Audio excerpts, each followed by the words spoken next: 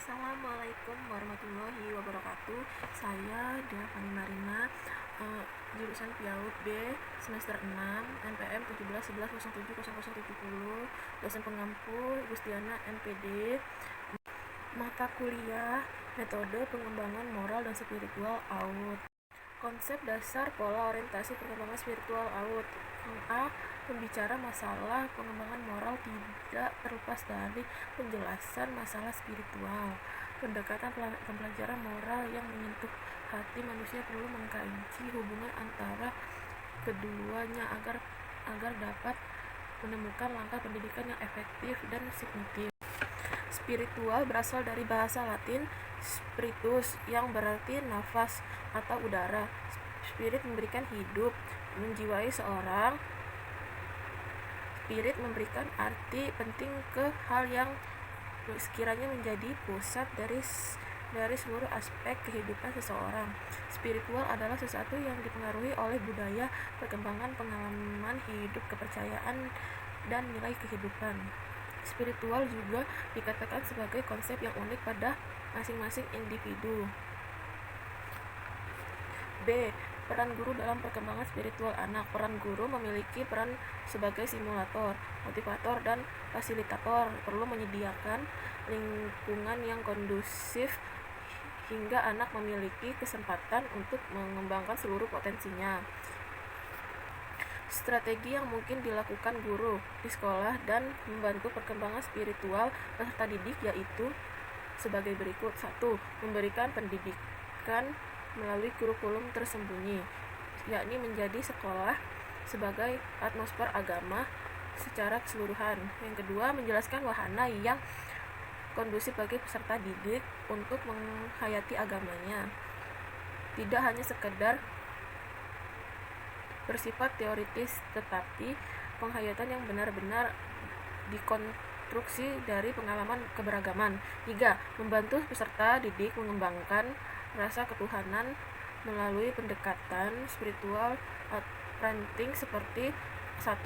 Memupuk hubungan sadar anak dengan Tuhan melalui ada setiap hari. 2. Menanyakan kepada anak bagaimana Tuhan terlibat dalam aktivitas sehari-harinya. Yang ketiga, memberikan kesadaran kepada anak bahwa Tuhan akan membimbing kita apabila kita meminta. Yang keempat, menyuruh anak merenungkan bahwa Tuhan itu ada dalam jiwa mereka dengan cara menjelaskan bahwa mereka tidak dapat melihat diri mereka tumbuh atau mendengar darah mereka mengalir, tetapi tahu bahwa semua itu sungguh-sungguh terjadi sekalipun mereka tidak melihat. Yang C, tahapan perkembangan spiritual AUD, yaitu A. The Fire the Stake, tingkat dongeng. Pada tingkat ini dimulai pada anak yang berusia 3-6 tahun. Yang B. The Reality Stake, tingkat kenyataan. Pada masa ini, ide ketuhanan anak mencerminkan konsep-konsep yang berdasarkan kepada kenyataan. Yang C. The Individu Stake, tingkat individu.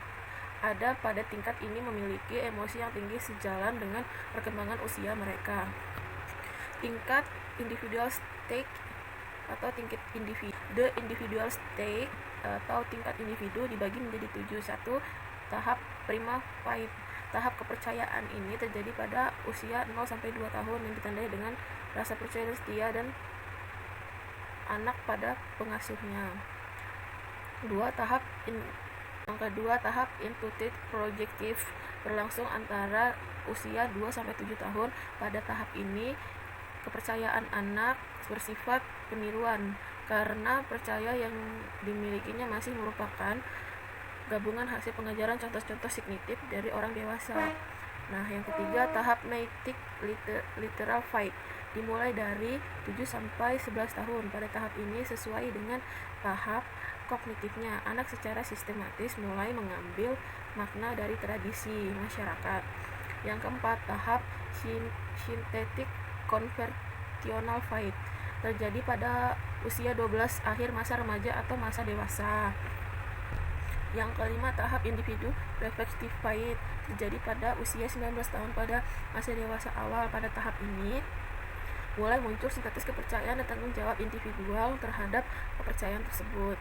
Yang keenam, tahap conjunctive faith disebut juga disebut juga prudential consolidation phase yang dimulai pada usia 30 tahun sampai masa dewasa akhir. Tahap ini ditandai dengan perasaan terintegrasi dengan simbol-simbol, ritual, dan keyakinan agama.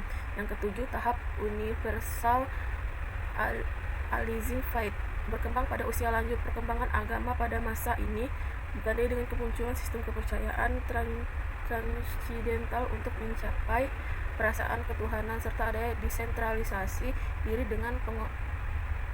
dan pengosongan diri. Sifat-sifat spiritual out itu, yang pertama, ideas accept on authority. Semua pengetahuan yang dimiliki anak datang dari luar dirinya, terutama dari orang tua. Yang kedua, unreflektif, anak menerima konsep agama berdasarkan otoritas, maka jarang terhadap anak melakukan perenungan dan refleksi terhadap konsep keagamaan yang diterima. Yang ketiga, egocentrik, mulai usia sekitar 1 tahun pada anak berkembang kesadaran tentang keberadaan diri, tumbuh egosentris. 4. Anthropomorphic, sifat anak yang mengkaitkan keadaan suatu yang abstrak dengan manusia. 5. Verbalized and ritualistic, perilaku keagamaan pada anak, baik yang menyangkut ibadah maupun moral, baru bersifat lahiriah. 6. Imitatif, sifat dasar anak dalam melakukan perilaku sehari-hari adalah menirukan apa yang terserap di lingkungannya. Yang ketujuh, spontan in some respect, berbeda dengan sifat imitatif, anak melakukan perilaku keagamaan kadang-kadang muncul perhatian secara spontan. Yang 8, wandering, ini bukan jenis ketakutan yang mendorong muncul pemikiran negatif dalam arti intelektual. Faktor-faktor mempengaruhi perkembangan spiritual. 1. Pembawaan internal. Setiap manusia lahir, baik yang masih primitif, bersahaja maupun yang sudah modern. 2. Lingkungan eksternal itu yang dari keluarga. Keluarga merupakan lingkungan pertama bagi anak. Yang kedua, sekolah. Lingkungan merupakan lingkungan kedua bagi anak setelah keluarga. Yang ketiga itu masyarakat. Lingkungan masyarakat dimaksud meliputi lingkungan sekitar anak sebagai tempat bermain. Sekian, terima kasih. Wassalamualaikum warahmatullahi wabarakatuh.